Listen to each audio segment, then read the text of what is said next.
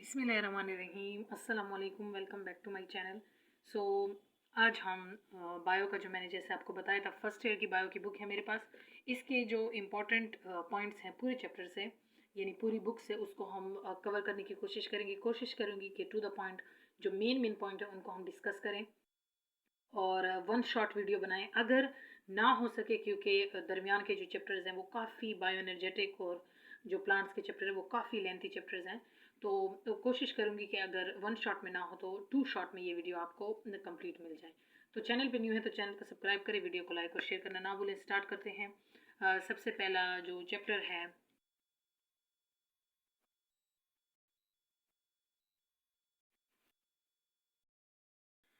सबसे पहले अगर हम देखें तो फर्स्ट चैप्टर है सेल बायोलॉजी का। इसको हम डिस्कस करते हैं। इसके जो की पॉइंट्स हैं इसको हम डिस्कस करेंगे। चैप्टर वाइज अगर मैं पॉइंट्स करवाऊँ तो काफ़ी लेंथी हो जाएगा, इसलिए मैंने सोचा कि क्योंकि की पॉइंट्स को मैंने देखा है कि सारा उन्हीं टॉपिक्स को समराइज़ करके किया है, बाकी जो कंसेप्ट हैं वो मैं यहाँ से समझा दूँगी। तो इनको हम डिस्कस करते हैं। सबसे पहला पॉइंट है cell is the unit of structure and function of living organism.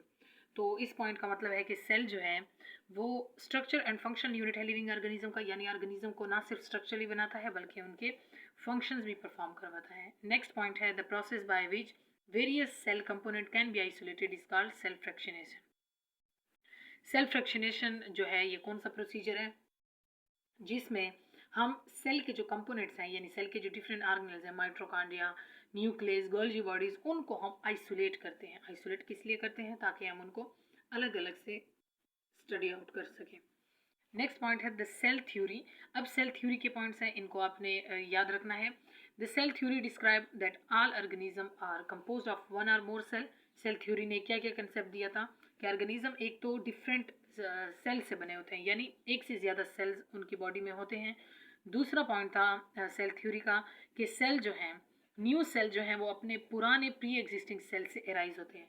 यानी नए सेल कहाँ से आते हैं? जब हम ग्रो करते हैं तो पहले से जो पेरेंट सेल हैं वो डिवाइड होकर न्यू सेल्स बनाते हैं। थर्ड पॉइंट था सेल जो है वो स्ट्रक्चर एंड फंक्शनली यूनिट है तमाम ऑर्गेनिजम्स का। क्लियर? ये थे 3 पॉइंट्स सेल थ्योरी के। नेक्स्ट पॉइंट है यहाँ पर कि सेल जो है वो 2 टाइप के हो सकते हैं। एक है प्रोकैरियोट, दूसरा है यूकैरियोट। प्रोकैरियोट जो है वो ज़्यादा डिवेलप नहीं होते। उनमें कौन सी चीज़ एब्सेंट होती है? ज़्यादातर ऑर्गेनेल उनमें एब्सेंट होते हैं, जो मेम्ब्रेन बाउंडेड ऑर्गेनेल है, यानी डेवलप्ड ऑर्गेनेल्स हैं।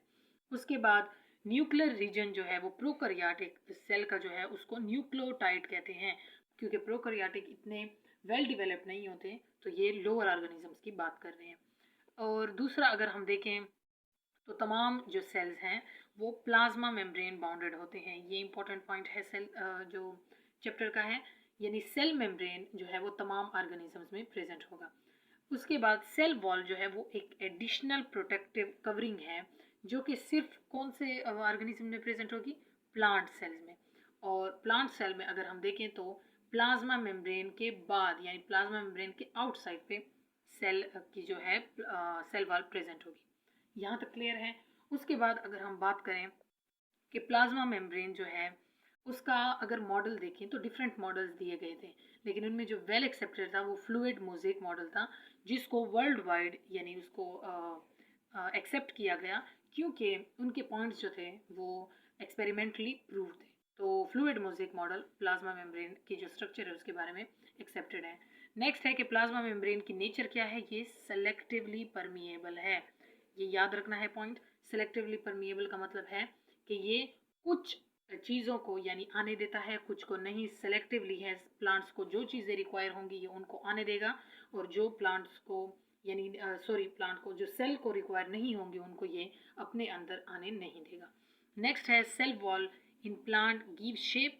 अब सेल वॉल के काम बता रहे हैं कि सेल वॉल प्लांट्स सेल में क्यों है? क्योंकि प्लांट जो है उसको एक रिजिड शेप चाहिए होती है, तो सेल वॉल जो है वो शेप देता है, प्रोटेक्शन देता है और सपोर्ट देता है to plant cell. Next point है अब सेल के जो ऑर्गेनेल्स हैं उनको डिस्कस किया गया है।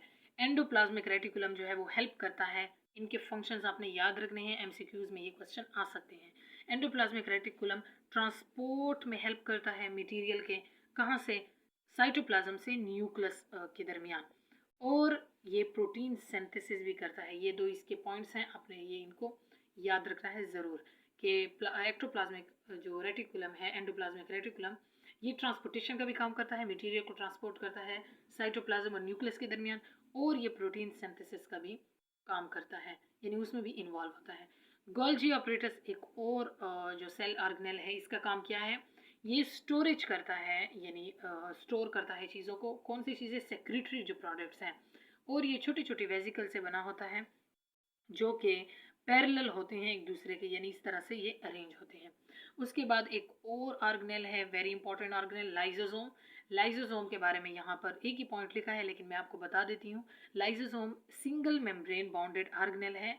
ये जो है, इनका काम क्या होता है, इनके अंदर हाइड्रोलिटिक एंजाइम्स होते हैं। हाइड्रोलिटिक एंजाइम क्या करते हैं, ब्रेक डाउन करते हैं ऑफ फूड, ऑफ एनी, यानी वेस्ट प्रोडक्ट, जो भी चीज़ जिनकी ब्रेक डाउन ज़रूरी हो सेल में, या सेल अगर पुराना हो जाए, उसके कुछ बॉडी पार्ट्स टोर्न आउट हो जाए, कुछ पार्ट जो है उनको रिपेयर करना हो और उसकी पहले ब्रेक डाउन ज़रूरी हो, तो लाइसोसोम जो है वहाँ पर प्रेजेंट होता है और ये काम परफॉर्म करता है। ज़्यादातर ये ऑर्गेनेल वहाँ पर प्रेजेंट होते हैं ज़्यादा जहाँ पर हाइड्रोलिटिक एक्टिविटीज़ हो सेल्स की, जैसे कि जो इम्यूनिटी सेल्स हैं, न्यूट्रोफिल्स वगैरह, तो ये वहाँ पर ये एक्टिवली काम करता है। उसके बाद है माइटोकॉन्ड्रिया, ये भी इंपॉर्टेंट ऑर्गेनेल है। एनर्जी जितने भी सेल को चाहिए, या सेल के ऑर्गेनेल को चाहिए, या सेल में जितने भी रिएक्शंस हो रही हैं उनके लिए एनर्जी जो चाहिए वो माइटोकॉन्ड्रिया देता है। इसलिए माइटोकॉन्ड्रिया को powerhouse of the cell कहते हैं, क्योंकि यहाँ से पावर जनरेट होता है। नेक्स्ट है प्लास्टिड्स।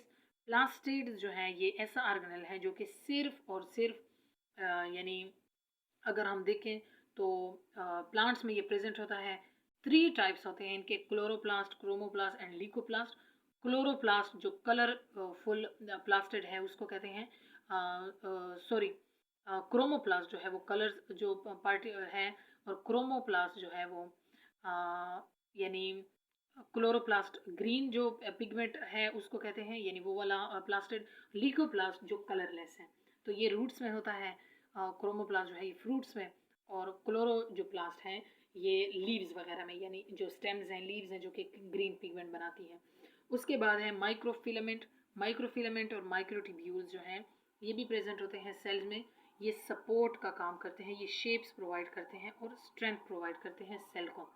उसके बाद है कि मोस्ट जो एनिमल सेल्स हैं उनमें दो पेयर, यानी दो एक जोड़ा प्रेजेंट होता है, पेयर ऑफ सेंट्रियोल्स होते हैं जो कि राइट एंगल एक दूसरे के होते हैं। यानी अगर ये एक सेल है तो एक यहाँ सेंट्रियोल होगा, एक यहाँ सेंट्रियोल होगा, और ये काम क्या करते हैं, ये सेल डिवीजन में हेल्प आउट करते हैं।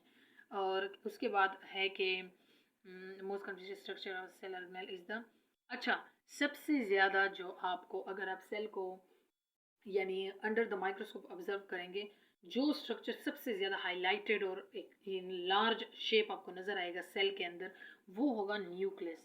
उसको हम कंस्पीशियस स्ट्रक्चर इसलिए कहते हैं क्योंकि वो डबल मेम्ब्रेन है, बाउंडेड स्ट्रक्चर। वो कंट्रोल सेंटर है सेल का, यानी सेल के जितने भी एक्टिविटीज़ हैं वो सेल से न्यूक्लियस से ऑपरेट होती हैं। उसके बाद पॉइंट है कि दो प्रोमिनेंट स्ट्रक्चर आपको जो न्यूक्लियस में नज़र आएंगे, वो एक है क्रोमोसोम, दूसरा है न्यूक्लियोलस यानी न्यूक्लियाई। इसमें जेनेटिक मटेरियल प्रेजेंट होता है। ये जो आरएनए है उसकी प्रोडक्शन में, राइबोसोम्स की प्रोडक्शन में यहाँ से इंस्ट्रक्शंस आती हैं। दूसरा, सेल ने क्या क्या एक्टिविटीज़ परफॉर्म करनी है, सबको रेगुलेट का काम जो है वो न्यूक्लियस करता है। अब यहाँ तक था फर्स्ट चैप्टर के मेन पॉइंट्स। आई होप आपको समझ आ गई होगी। अगर फिर भी आपको कोई कन्फ्यूजन है तो आप कमेंट सेक्शन में पूछ सकते हैं। इसके बाद है ये सेकंड चैप्टर बायोकेमिस्ट्री का, यानी कि बायोलॉजिकल जो मॉलिक्यूल हैं उनकी हम यहाँ स्टडी करेंगे। इसमें यहाँ पर पहला जो पॉइंट है ये है, biochemistry is the branch of biology that deals with biochemical basis of life. जितने भी बायोकेमिकल बेसिस ऑफ लाइफ का मतलब है जितने भी पार्टिकल हमारे अंदर रिएक्शन में हिस्सा लेते हैं, बायोकेमिकल्स हैं, उनकी लाइफ के लिए क्या इंपॉर्टेंस है, वो क्या ऐसा काम परफॉर्म करते हैं, यानी टू मेंटेन लाइफ, तो उसको हम बायोकेमिस्ट्री में स्टडी करेंगे। तो बायोकेमिस्ट्री बायोलॉजी की एक ऐसी ब्रांच है। नेक्स्ट पॉइंट है कि हायर प्लांट्स जो हैं, इनऑर्गेनिक जो कंपाउंड्स हैं, हायर प्लांट्स के जो इनऑर्गेनिक कंपाउंड्स हैं उनको हम हासिल करते हैं इन्वायरमेंट से, और उनको हम यूज़ करते हैं डिफरेंट ऑर्गेनिक कंपाउंड की फॉर्म में। उसके बाद अगर यहाँ पर नेक्स्ट पॉइंट देखें तो वाटर की बात हो रही है कि वाटर एक तो यूनिवर्सल सॉल्वेंट है, दूसरा बेस्ट सॉल्वेंट है, यानी हर चीज़ को हल करता है। टेम्परेचर जो है किसी भी बॉडी का यानी ऑर्गेनिजम्स की बॉडी का रेगुलेट करता है, और इसकी हाई एब्जॉर्बिंग कैपेसिटी है डिफरेंट उसको मटेरियल्स को।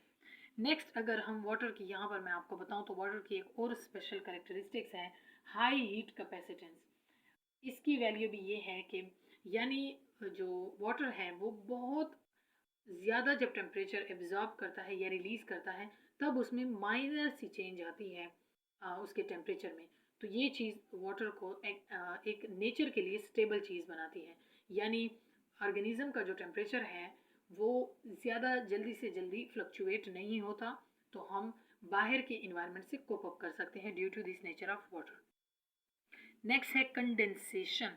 कंडेंसेशन टाइप ऑफ रिएक्शन है, यानी एक प्रोसेस है जिसमें लार्ज ऑर्गेनिक जो मॉलिक्यूल्स हैं उनकी ब्रेक डाउन होती है और छोटे मॉलिक्यूल उनसे बनते हैं और साथ में वाटर भी रिलीज होता है। यानी ऐसा प्रोसेस, ऐसा रिएक्शन जिसमें जो लार्ज जो ऑर्गेनिक मॉलिक्यूल है उनकी ब्रेक डाउन हो, जिसमें उनके स्मॉल कंपोनेंट भी रिलीज हो यानी एज अ प्रोडक्ट, और वाटर भी साथ में रिलीज हो, तो इस प्रोसेस को हम कंडेंसेशन प्रोसेस कहते हैं। नेक्स्ट है hydrolysis. This is just the opposite of condensation. Hydrolysis में लार्ज ऑर्गेनिक मॉलिक्यूल जो है, सॉरी अपोजिट नहीं, बल्कि यहाँ वाटर की बात यहाँ पर अपोजिट होगी। हाइड्रोलाइसिस में लार्ज ऑर्गेनिक मॉलिक्यूल की ब्रेक डाउन होगी बिल्कुल ऊपर वाले की तरह, यानी स्मॉल उसके कंस्टिट्यूएंट बनेंगे, बट यहाँ पर वाटर की जो है वो एडिशन होगी। इन द प्रेजेंस या in the with the addition of water molecule, breakdown of large organic molecule into small organic molecule is called hydrolysis. Clear. Next है कि कार्बन जो है वो तमाम ऑर्गेनिक कंपाउंड में एक मेन कॉन्स्टिट्यूएंट के तौर पे प्रेजेंट होता है, कोवेलेंट बॉन्ड बनाता है, और आपको पता है कि कार्बन की वैलेंसी 4 है, तो जितनी इसकी कैपेसिटी है इतने बॉन्ड बना लेता है। क्लियर। नेक्स्ट है कि कार्बोहाइड्रेट्स की अगर हम बात करें तो कार्बोहाइड्रेट्स जो है वो जनरली कार्बन के हाइड्रेट्स हैं। कार्बन के हाइड्रेट्स क्या मतलब कि यानी इनमें प्रेजेंट होते हैं कार्बन, हाइड्रोजन एंड ऑक्सीजन। ये तीन जो एलिमेंट्स हैं ये डिफरेंट यानी वैल्यूज़ में प्रेजेंट हो सकते हैं, डिफरेंट परसेंटेज में प्रेजेंट हो सकते हैं, बट ये तीनों मिलकर कार्बोहाइड्रेट्स बनाते हैं। नेक्स्ट है कि कार्बोहाइड्रेट्स जो हैं वो मज़ीद 3 क्लासेस में क्लासीफाई हैं, monosaccharide, oligosaccharide and polysaccharide. Monosaccharide में यानी एक सेकेराइड्स की शुगर्स हैं, एक ही सेकेराइड में प्रेजेंट होता है। ओलिगो में 2 से ज़्यादा हो सकते हैं, और पॉलीसेकेराइड में मोर देन 10 यानी 7 से ज़्यादा जितने भी सेकेराइड्स हैं वो पॉलीसेकेराइड में आएंगे। क्लियर। उसके बाद है स्टार्च, सेलुलोज। इनकी यहाँ पर जो है इनके एमसीक्यूज, इनके डिफरेंस के बारे में अक्सर आते रहते हैं। स्टार्च जो है वो स्टोरेज प्रोडक्ट है प्लांट्स में। क्लियर। इसको आपने याद रखना है, स्टार्च को, ग्लाइकोजन को, सेलुलोज को, काइटन को, इस तरह की जो चीज़ें हैं इनके बारे में पूछा जाता है। स्टार्च जो है वो प्लांट्स में स्टोरेज प्रोडक्ट है, यानी प्लांट्स में जो ग्लूकोज है वो स्टोर होता है या फूड स्टोर होता है in the form of starch. Next है ग्लाइकोजन। ग्लाइकोजन जो है वो एनिमल में स्टोरेज प्रोडक्ट है, यानी एनिमल्स में जो एक्सेसिव शुगर है, जो ग्लूकोज है या फूड है, उसको स्टोर किया जाता है in the form of glycogen, और नीड के टाइम उसको वापस से रिलीज किया जाता है। नेक्स्ट पॉइंट है सेलुलोज। सेलुलोज एक कॉमन पॉलीसेकेराइड है जो कि प्लांट्स में प्रेजेंट होता है। प्लांट्स के जो सेल वॉल हैं वो भी सेलुलोज से बने होते हैं, तो this point is important. Next है कार्बोहाइड्रेट। कार्बोहाइड्रेट जो है उसमें अगर हम बात करें तो कार्बोहाइड्रेट करता क्या है, ये एनर्जी सोर्स है, इंस्टेंट एनर्जी, यानी अगर हमें चाहिए तो हम कार्बोहाइड्रेट लेते हैं, कार्बोहाइड्रेट एनर्जी देता है। ये बिल्डिंग मटेरियल भी है, डिफरेंट बॉडी जो स्ट्रक्चर्स हैं उनको बनाता है, और स्टोरेज मॉलिक्यूल भी है। ऊपर हमने स्टडी किया starch, glycogen, cellulose, they are all carbohydrates. Next है protein, very important organic compound. Protein जो है इसमें main constituent carbon, hydrogen, oxygen, साथ में नाइट्रोजन भी प्रेजेंट होता है प्रोटीन के स्ट्रक्चर में। तो ये इसके एसेंशियल जो एलिमेंट्स हैं आपने याद रखने हैं। प्रोटीन के ये 4 एलिमेंट्स थे, और जो कार्बोहाइड्रेट के थे उसमें carbon, hydrogen and oxygen, just ये तीनों मिलकर कार्बोहाइड्रेट्स बनाते हैं। तो इस तरह के पॉइंट जो हैं जो दोनों में डिफरेंस लाते हैं ये ज़रूर याद रखने हैं। उसके बाद है कि प्रोटीन जो है वो अमाइनो एसिड से बने होते हैं। क्या मतलब है कि प्रोटीन के जो यूनिट्स हैं वो अमाइनो एसिड हैं। एक अमाइनो एसिड, दूसरा अमाइनो एसिड, तीसरा अमाइनो एसिड, ये जब मिलते हैं तो प्रोटीन्स बनाते हैं। They are monomers of protein. उसके बाद है कि अमाइनो एसिड एक दूसरे से जो बॉन्ड बनाएंगे, जो इनके अमाइनो एसिड मिलेंगे एक दूसरे से, तो जाहिर बात है दरमियान में कोई बॉन्ड होगी, तो उस बॉन्ड को हम कहते हैं पेप्टाइड बॉन्ड। इसको याद रखना है, पेप्टाइड यानी कि प्रोटीन का के दरमियान जो बॉन्ड है। तो कह रहे हैं कि इसमें प्रोड्यूस होते हैं पॉलीसेकेराइड चेन। जाहिर बात है क्योंकि स्मॉल से बहुत लेंथी जो है चेन्स बनाएंगे पॉलीसेकेराइड, यानी एक एक अमाइनो एसिड मिलेगा, बहुत सारे अमाइनो एसिड जब मिलेंगे पॉलीपेप्टाइड बॉन्ड के थ्रू, तो पेप्टाइड बॉन्ड के थ्रू तो पॉलीपेप्टाइड चेन बनाएंगे। उसके बाद है कि प्रोटीन्स जो हैं, protein are made up of amino acid, ये हो गया। यहाँ पर है प्रोटीन मॉलिक्यूल जो है वो कई टाइप्स की हो सकती है, यानी स्ट्रक्चर बेस पे यहाँ पर इनको क्लासीफाई किया गया है। वो फाइब्रस भी हो सकती हैं जो कि एग्जाम्पल हैं कैराटीन की, या वो ग्लोबुलर भी हो सकती हैं जो कि एग्जाम्पल उनमें आती हैं हेमोग्लोबिन की। तो प्रोटीन में भी फाइब्रस और ग्लोबुलर, ग्लोबुलर जो है वो सॉल्युबल इन वाटर है और फाइब्रस जो है वो इनसॉल्युबल इन वाटर है। स्ट्रेट चेन में अगर ये एक दूसरे के साथ कनेक्टेड होंगे, स्ट्रेट एक सिंपल लीनियर शेप में कनेक्टेड होंगे, तो वो फाइब्रस प्रोटीन है, जिसमें कैराटीन प्रोटीन आते हैं, माइसिन प्रोटीन आते हैं। और ग्लोबुलर में अगर हम देखें तो हेमोग्लोबिन इसकी एग्जाम्पल है। नेक्स्ट है यहाँ पर ग्लोबुलर प्रोटीन जो है वो primary, secondary, tertiary and quaternary shape में हो सकते हैं। डिपेंड करते हैं कि किस लेवल की उनमें स्ट्रक्चरल ऑर्गेनाइजेशन हो रही है। ये भी इंपॉर्टेंट पॉइंट है। उसके बाद आता है एक इम्पॉर्टेंट और थोड़ा सा अगर मैं कहूँ डिफ़िकल्ट टॉपिक इस चैप्टर का, वो है लिपिड्स। लिपिड जो है वो मेनली कंपोज होते हैं कार्बन, हाइड्रोजन, ऑक्सीजन और कुछ दूसरे एलिमेंट्स भी, जैसे कि फास्फोरस, नाइट्रोजन। और यहाँ पर अगर हम देखें तो एनिमल में इसकी एग्जांपल है fats, vegetable oil, waxes and steroid, ये सारे फैट्स हैं। तो इन चीज़ों को आपने यहाँ याद रखना है कि जो कार्बोहाइड्रेट है उनमें कॉन्स्टिट्यूएंट पार्टिकल कौन से हैं, जो उसके बाद है प्रोटीन उसमें कौन से हैं, एंड देन लिपिड्स। लिपिड में वही मेन होंगे कार्बन, हाइड्रोजन एंड ऑक्सीजन, और सम और कुछ और एलिमेंट्स भी साथ में कनेक्टेड होंगे, हो सकते हैं, जिसमें फास्फोरस एंड नाइट्रोजन। तो एग्जाम्पल भी यहाँ बता दिए कि ये इसकी एग्जाम्पल है।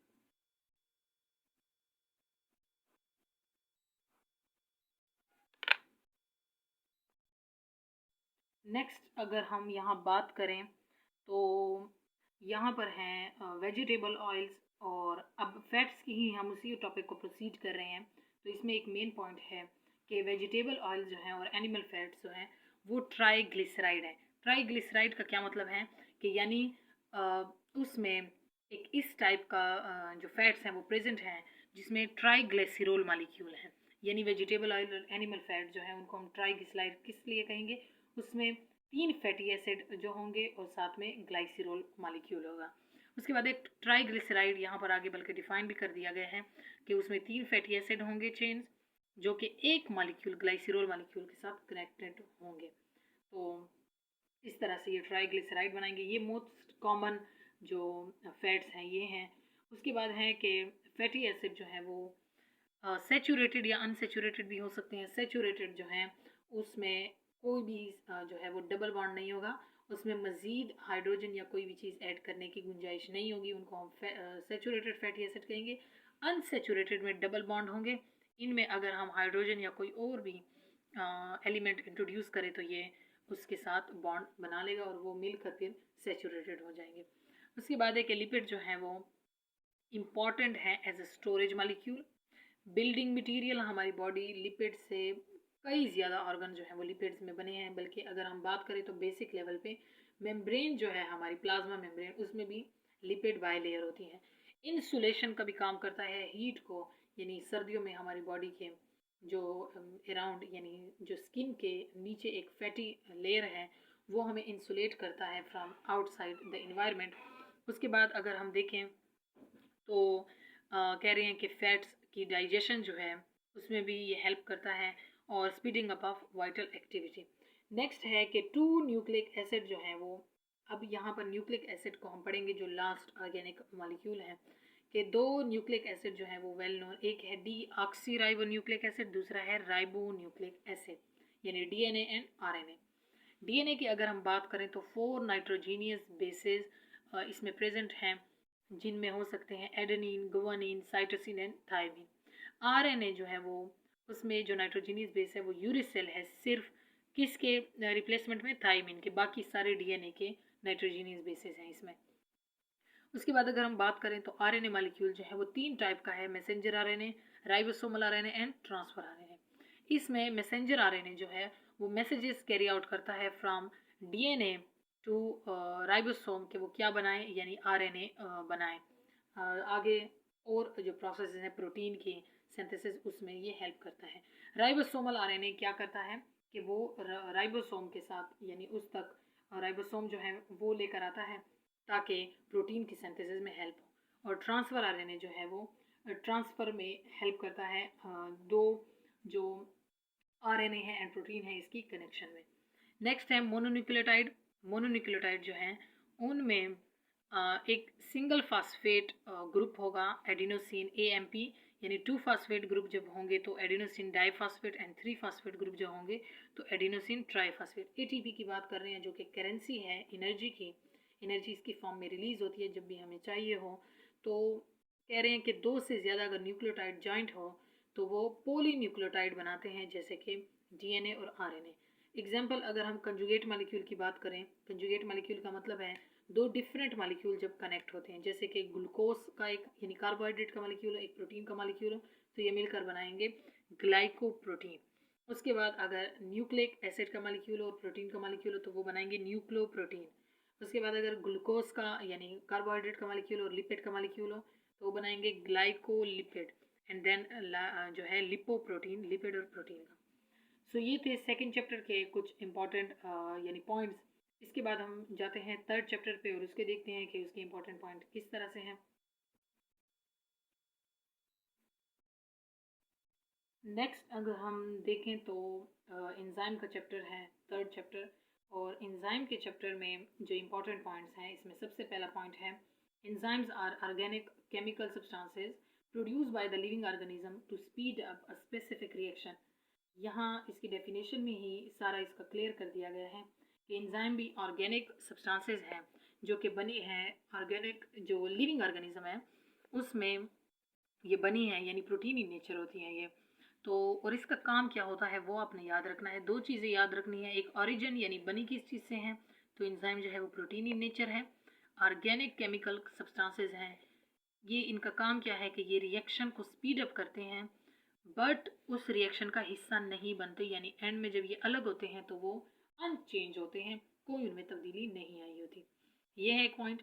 सेकंड पॉइंट है कि एंजाइम बहुत ज़्यादा स्पेसिफिक होते हैं अपने एक्शन में। स्पेसिफिक का क्या मतलब है कि हर रिएक्शन के लिए एक स्पेसिफिक एंजाइम होगा, हर सबस्ट्रेट के लिए एक स्पेसिफिक एंजाइम होगा। एंजाइम 2-3 यानी रिएक्शंस को कोई सेम एंजाइम प्रोसीड नहीं कर सकता। तो ये है इसकी एक इम्पॉर्टेंट पॉइंट। नेक्स्ट है कि एंजाइम जब किसी स्पेसिफिक सबस्ट्रेट पे काम करता है तो एंजाइम सबस्ट्रेट कम्प्लेक्स बन जाता है, यानी उसके साथ मिल के उसके साथ कम्प्लेक्स बनाकर वो वर्किंग करता है और देन अलग उससे आखिर में हो जाता है।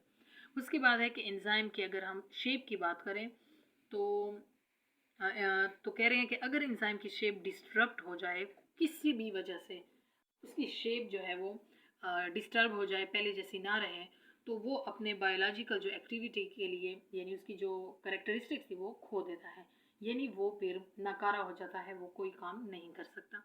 तो इसकी शेप पे सारी इसकी डिपेंडेंसी है। नेक्स्ट है कि नॉन प्रोटीन पार्ट जो है एंजाइम का, यानी जो प्रोस्थेटिक ग्रुप है उसको हम कहते हैं कोफैक्टर। इसके रिलेटेड आते रहते हैं एमसीक्यू, तो यू मेक श्योर कि आपको इनके कंसेप्ट क्लियर हों।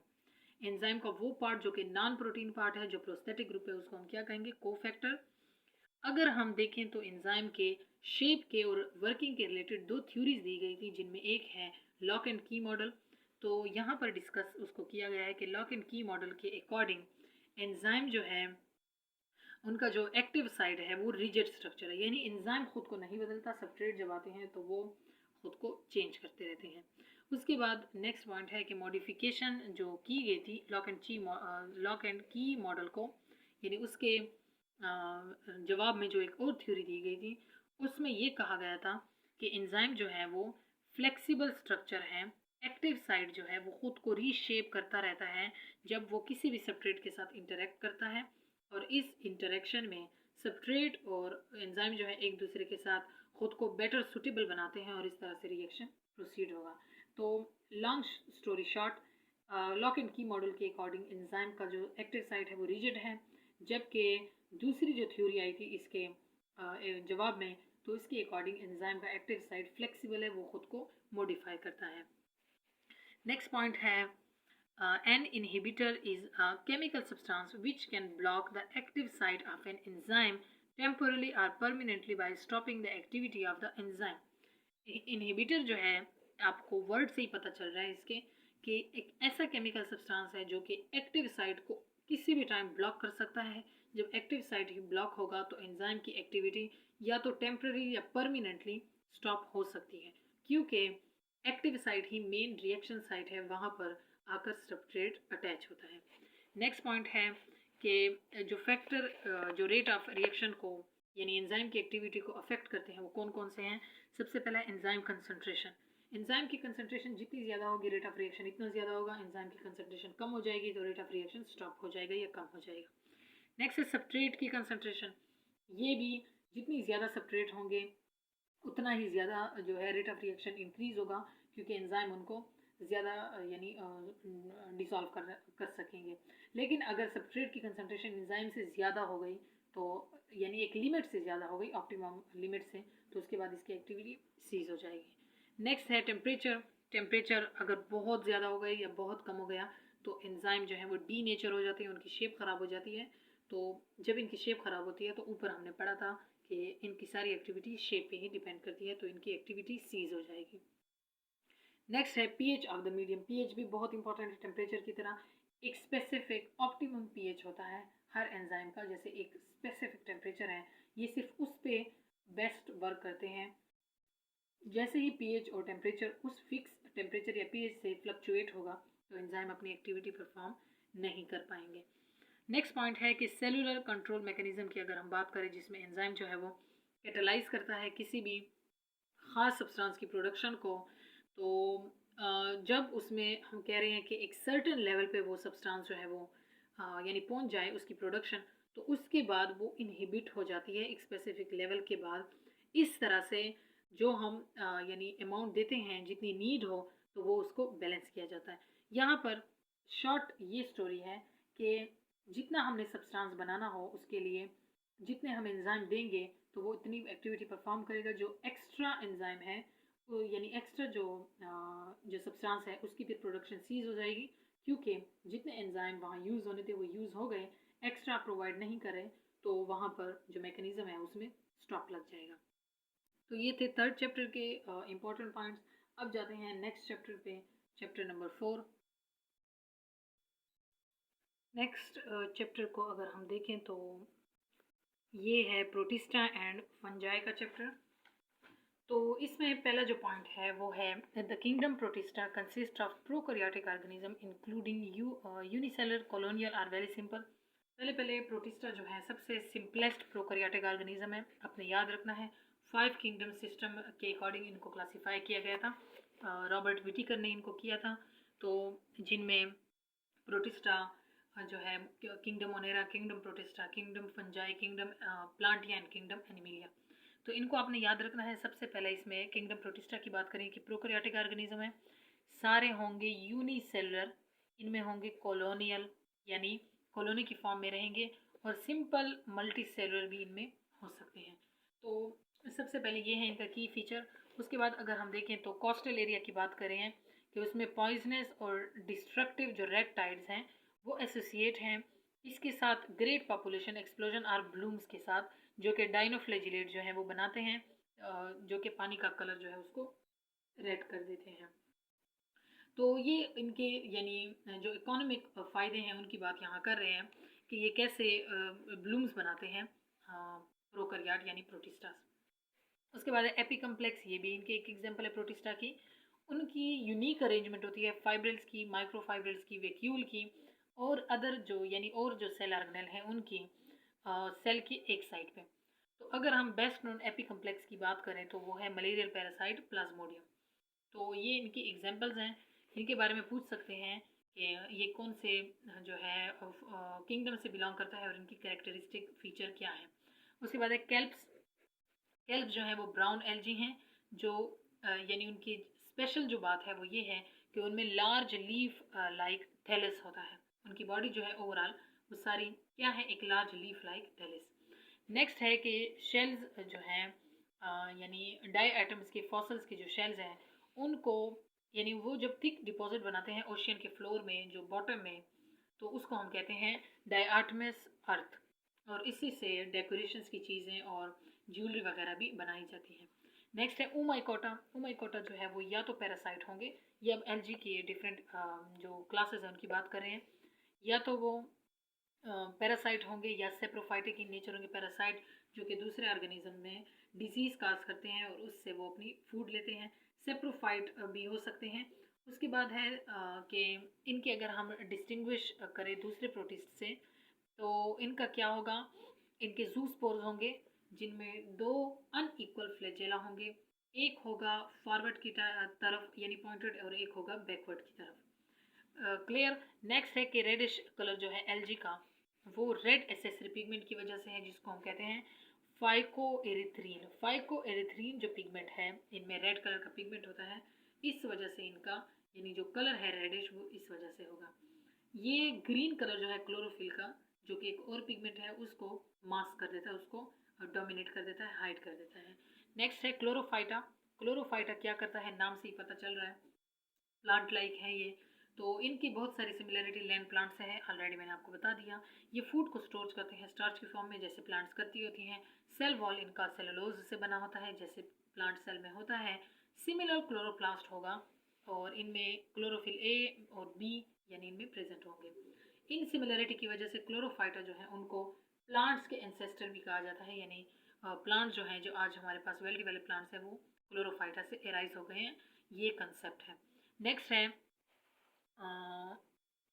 नेक्स्ट कंसेप्ट है क्वानोफ्लैजिलाइट जो है वो मोस्ट लाइकली ये कॉमन इंसेस्टर इनको कहा जाता है, किस चीज़ का, स्पॉन्जिस का और दूसरे जितने भी एनिमल्स हैं। इनके 3 ग्रुप्स में इनको डिवाइड किया गया है, अमीबाइज, फोरामेनिफेरा एंड प्लाज्मोडियम स्लाइम मोल्ड। इन तीनों की डिफरेंट डिफरेंट करेक्टरिस्टिक्स हैं अलग अलग। तो इनको जो क्वानोफ्लैजिलेट्स हैं उनको इन 3 क्लासेस में डिवाइड किया गया है। नेक्स्ट है एलजी की अगर हम बात करें तो एलजी ये यानी उस टाइप के प्रोटिस्ट हैं जो कि बहुत बेनिफिशियरी रोल जो है ह्यूमन लाइफ में ये परफॉर्म करते हैं। बहुत जो इनकी डिजीज़ हैं वो भी फैलती हैं, ये डिजीज़ भी काज करते हैं, पैरासिटिक हैं, लेकिन बहुत सारे इनके जो यूज़फुल एस्पेक्ट हैं वो भी हैं ह्यूमन लाइफ में।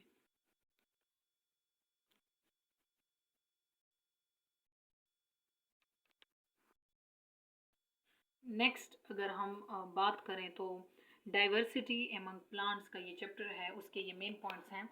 पहला इसमें पॉइंट है कि फॉसल रिकॉर्ड अगर हम डिफरेंट ऑर्गेनिजम्स का चेक करें टाइम टू टाइम तो जियोलॉजिकल टाइम स्केल पर तो ये कह रहे हैं प्रेजेंट होते हैं अर्थ पे। यानी अगर हम जियोलॉजिकल टाइम स्केल पर डिफरेंट टाइम पीरियड्स को स्टडी करें तो डिफरेंट ऑर्गेनिजम्स जो है वो प्रेजेंट होंगे जिनमें प्लांट्स भी एक वेल यानी डिवेलप्ड ऑर्गेनिज्म है जो कि एबंडेंटली अर्थ पे इनकी प्रेजेंस की हमें यानी अगर हम स्टडी करते हैं तो हमें शवाहिद मिलते हैं।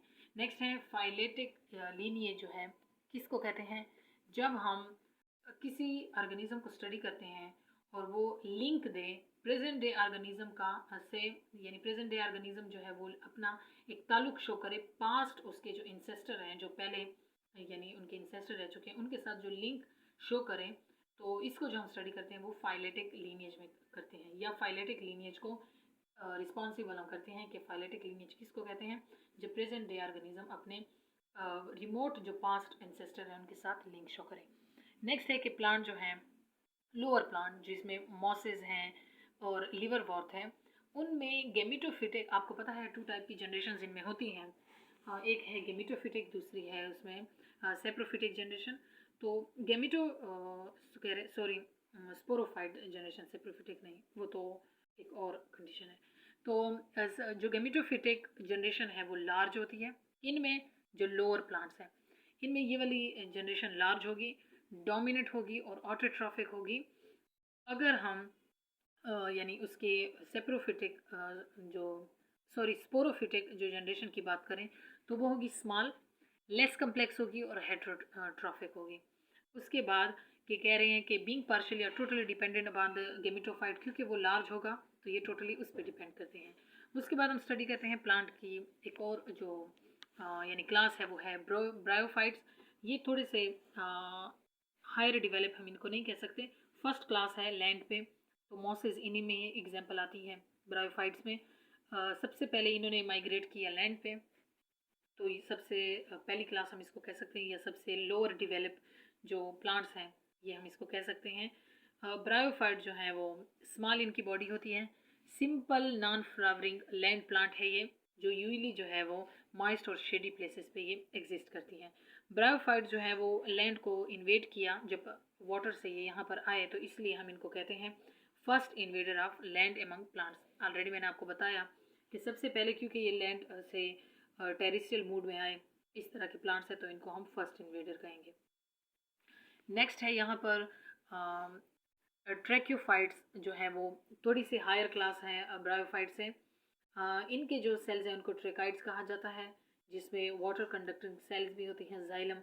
इनमें जो लार्ज ट्रीज़ हैं ये आती हैं, जो हायर डेवलप ट्रीज़ हैं, लार्ज लैंड प्लांट्स हैं, उनकी क्लास है ये ट्रायोफाइट्स। फाइलम ट्रायोफाइटा जो है ये फर्दर डिवाइड होती हैं सब फाइलम्स में, जिनमें सिलोप्सिडा, लाइकोप्सिडा, स्पिनोप्सिडा एंड टिरोप्सिडा, ये चार इनकी क्लासेस हैं। उसके बाद माइक्रो फिलेस लीफ की यहाँ बात कर रहे हैं, जिनमें सिंगल वेन होता है, और मेगा फिले जो फाइलस लीफ है उनमें बहुत सारे वेन्स होते हैं। इनकी जो लीव्स हैं इनकी डिस्ट्रीब्यूशन डिफरेंट प्लांट्स पे डिपेंड करती हैं, कि जो जितना डेवलप प्लांट होगा उनमें उतने ही मेगा फाइलस जो लीव्स होंगे ये प्रेजेंट होंगे, और माइक्रो जो फिलिस लीव्स हैं वो ज़्यादातर जो लोअर प्लांट्स की कैटेगरीज हैं उनमें प्रेजेंट होते हैं। अगर हम सिलॉप्सिडा की बात करें तो ऐसा ग्रुप है जो ट्रैकोफाइटा का है, जिसमें सीडलेस वस्कुलर प्लांट्स होंगे, यानी वस्कुलर की अगर हम बात करें तो इनमें जाइलम फ्लोएम प्रेजेंट होगा, लेकिन ये सीडलेस प्लांट हैं, जिनके अगर हम एवोल्यूशनरी इंपॉर्टेंट देखें तो ये कनेक्शन शो करता है कि इनके दरमियान ब्रायोफाइटा एंड टेरिडोफाइटा। तो जब प्लांट जो हैं वो डिवेलप होके ब्रायोफाइटा से इवॉल्व होते हैं, तो टेरिडोफाइटा की तरफ जब जाते हैं तो इनमें सबसे पहला अगर हम बात करें तो ये जो है सिलॉप्सिडा, ये लिंकिंग है, यानी सबसे पहले जो ब्रायोफाइट चेंज होते हैं टेरिडोफाइट में तो सिलॉप्सिडा की जो क्लास है वो बनती है। नेक्स्ट है सीड की, अगर हम बात करें सीड में भी define as ripened fruit and fertilize ovum को कहते हैं। जब कोई ओव्यूल रिपेड हो, फर्टिलाइज हो, उसको हम कहते हैं सीड, यानी वो सीड में इवॉल्व होता है। बहुत सारे जो एंजियोस्पर्म्स हैं उनमें फ्लावर स्मॉल होंगे यानी छोटे होंगे और ग्रुप की फॉर्म में होंगे। अगर क्लस्टर की बात करें, जो फ्लावर अगर क्लस्टर की फॉर्म में अरेंज हो फ्लोरल एक्सिस पे, तो उसको हम कहते हैं इनफ्लोरेसेंस। ये इंपॉर्टेंट एक कंडीशन है, इंपॉर्टेंट टॉपिक है, इनसे एमसीक्यूज आते हैं। इनफ्लोरेसेंस के कई टाइप्स हैं, उन सबको आपने देखना है। नेक्स्ट है angiosperm constitute rapidly expanding group which dominate the world of plant. Angiosperm जो है रैपिडली एक्सपेंडिंग का मतलब है हायर प्लांट्स में ये आते हैं इनकी कैटेगरीज बहुत जल्दी जल्दी ये एक्सपेंड होते हैं, एक हायर डिवेलप ग्रुप है प्लांट्स का, और पूरी जो वर्ल्ड है प्लांट की उसको ये डोमिनेट करते हैं।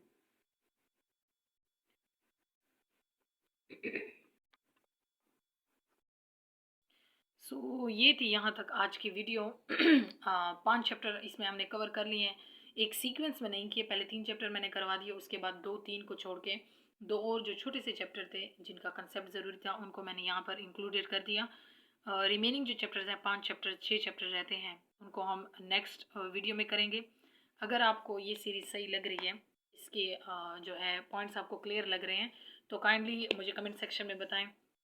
अगर आपकी कोई सजेशन है तो वो भी मुझे बताएं, या कोई स्पेसिफिक टॉपिक जो आपको समझ नहीं आ रहा तो उसके बारे में भी मुझे आप बता सकते हैं कमेंट सेक्शन में। मैं उस पर वीडियो बना लूँगी।